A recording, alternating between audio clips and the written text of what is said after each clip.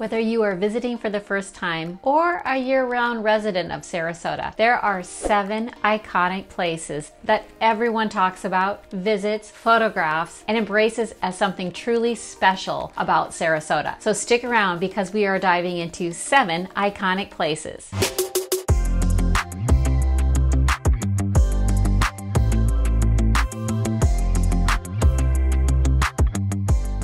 Hi everyone, I am Lisa McBride with Keller Williams Realty Select in Sarasota and Lakewood Ranch. If you're new to my channel, thank you so much for joining me and watching. I talk all about living, working, and enjoying Sarasota. Now, if you're a returning viewer, I really appreciate your support. As always, you guys don't forget to subscribe, leave comments, hit that bell button so you're notified when I post new videos, and just let me know how I can be of help. Now let's get started. All of these locations are so special, but I have to start with the one and only Ringling Bridge. Nothing is more representative of Sarasota than Ringling Bridge. It shows up in hundreds and hundreds of photos. It's simply, if you Google Sarasota, it's probably the first photo you're going to see. The Ringling Bridge extends past the Sarasota Bay from Sarasota to St. Armands Key and Lido Key. The 65-foot bridge was built in 2003 and aptly named after John Ringling, one of the founders of the Ringling Brothers Circus and a resident of Sarasota. The first bridge was originally built in 1925 by John Ringling himself, who owned a lot of land on Lido and Longboat, and he wanted to connect the islands and to the mainland, and so he built and financed the first bridge. Now, around 1950, the first bridge began to show signs that it wasn't going to be adequate for all the traffic, so a new bridge came in, which was a drawbridge, and it was completed in 1959. Well, as time changes, it was around 2000 where a drawbridge that opened up as many as 18 times a day was not going to be feasible. So in 2001, this 65-foot tall bridge started construction and then formally opened in 2003. Now, the landscaping around the bridge was all financed by private donors. The Ringling Bridge is used for more than just connecting Sarasota to Lido Key, though. You are really not truly a Sarasotan until you have walked across the Ringling Bridge, whether it be for exercise or to marvel at the astounding sunrises and sunsets. Everyone has to enjoy the spectacular views of Ringling Bridge. Now, next on the list is the Unconditional Surrender statue. The 25-foot statue first made its appearance in Sarasota in November of 2005 as a temporary exhibit. It became so popular that a group of locals sought to keep it and extend its stay. Now, it was originally located just south of Marina Jax along the Sarasota Bayfront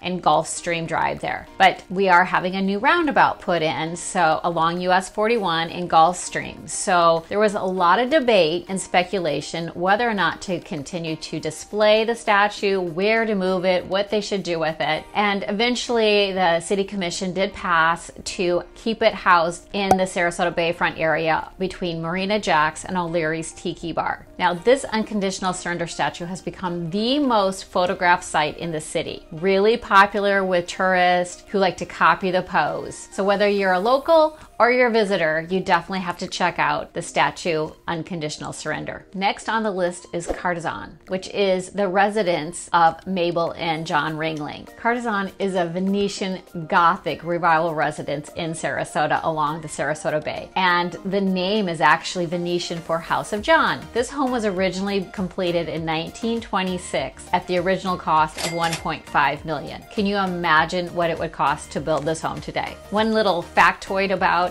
the Cartizan, that in 1998, the film Great Expectations actually had some scenes filmed here in this residence. In 2002, the home was reconstructed and they did everything they could to keep intact the original construction and decoration, just changing a few interior schemes. Now, year-round visitors enjoy walking the grounds, exploring the gardens here, or even having a once-in-a-lifetime wedding ceremony out on the terraces overlooking the bay. Again, another iconic and highly photographed location here in Sarasota. Moving on to Selby Botanical Gardens, which features over 45 acres of bayfront sanctuaries connecting people with plants and native nature and regional history. Now, this Selby Gardens was established by very forward-thinking women. Selby Gardens downtown is actually composed of 15 acres along the bayfront, and it is the only botanical garden in the world dedicated to display of have various orchids and ferns and other tropical plants. Selby Gardens features traveling art exhibits, a magnificent Christmas display, educational programs, and just like the Cartizan, even a few weddings. It is also just so perfect for people of all ages. Whether you're 80 or 8, it's fun to meander through these amazing gardens and take it in because they just offer a lot to see. Speaking of Selby Gardens, though, we have to also move on to Spanish Point, which is a 30-acre museum and environmental complex located just south in Osprey, Florida. The museum features turn-of-the-century pioneer homestead historic house museum, a citrus packing house, a chapel, a boatyard,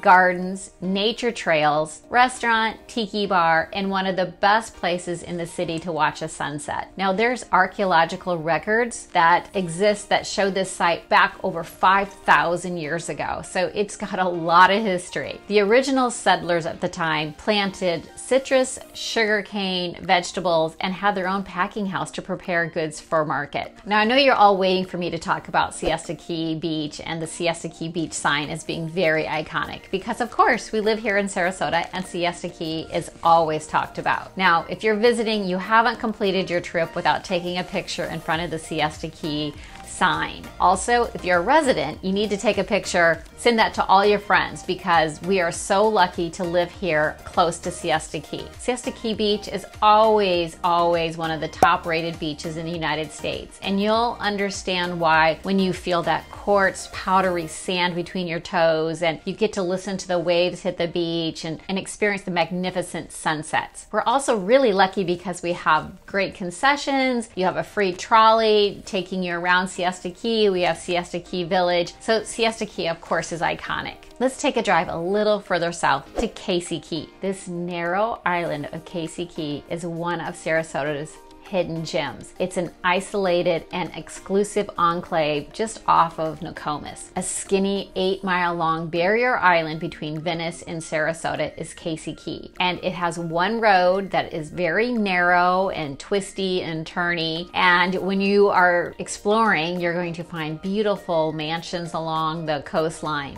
Most homes on Casey Key are built Gulf to Bayfront, which they have their own private access to the beach as well as their own private dock along the bayside. Now, privacy is really paramount here, and there's only, like I said, one road and one way on to the north and one way to the south. Blackburn Road is the entrance to the north, and it is a one-lane swing bridge that takes you over to the island. And you really have to want to meander over there because sometimes there's a way to get through this area. It is a very popular area for bicyclers or beachcombers, and it is iconic. I think everyone needs to drive or bike down Casey Key. Finishing up on our list of iconic places is the City of Venice's fishing pier, which is located at Rohart Park at the south end of Venice. You will not find fishing pier like this on Siesta Key. This 700-foot pier is a great location for fishing or to end the day with a beautiful sunset. The really great thing about Sharky's Pier is Sharky's restaurant, tiki bar, and it is definitely an iconic landmark. It features dining entertainment smack dab